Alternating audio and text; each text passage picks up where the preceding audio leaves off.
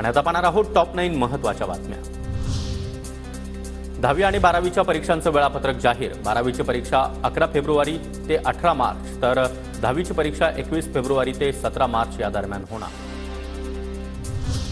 राज ठाकरेंनी माझं नाव का घेतलं माहिती नाही, मात्र कारण नसताना त्यांनी माझं नाव घेतलं। मी त्या वाटेनं देखील कधी जात नाही।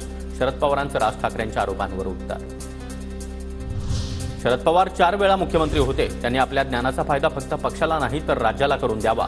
मराठा आरक्षणावर भूमिका जाहीर करून ते कसं लागू करता येईल ते सांगा, मुनगंटीवार यांचा पवारांना आवाहन।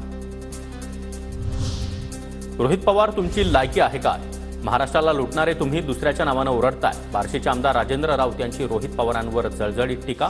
रोहित पवारांनी राजेंद्र राऊतांवर केलेल्या टीकेला प्रत्युत्तर दिलं। सेबीचे अध्यक्ष माधवी पुरी बुच यांचा अदानी ऑफशोर संस्थेमध्ये हिस्सा। हिंडनबर्गच्या अहवालामध्ये माहिती तर 2018 मध्ये अदानी ऑफशोर संस्थेमधून गुंतवणूक काढून घेतली। बुच यांचं स्पष्टीकरण। हिंडनबर्गच्या अहवालातील आरोप खोटे आणि बदनामीकारक। आमचा संपूर्ण व्यवहार पारदर्शक। अदानी समूहानं हिंडनबर्गचे आरोप फेटाळले तर कागदपत्र सार्वजनिक करण्यास तयार। सेबी प्रमुख माधवी बुच यांची भूमिका।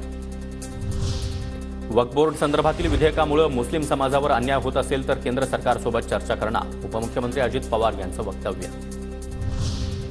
कोकणी माणसावर बोलताना स्टँडअप कॉमेडियन मुनव्वर फारुकीकडून अपशब्द। मुनव्वर फारुकी एका वक्तव्यानं वादाच्या भोवऱ्या।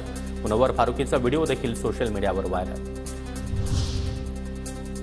वादग्रस्त IAS अधिकारी पूजा खेडकर यांना दिल्ली उच्च न्यायालयाचा दिलासा। पूजा खेडकर यांना 21 ऑगस्टपर्यंत अटक न करण्याचे आदेश।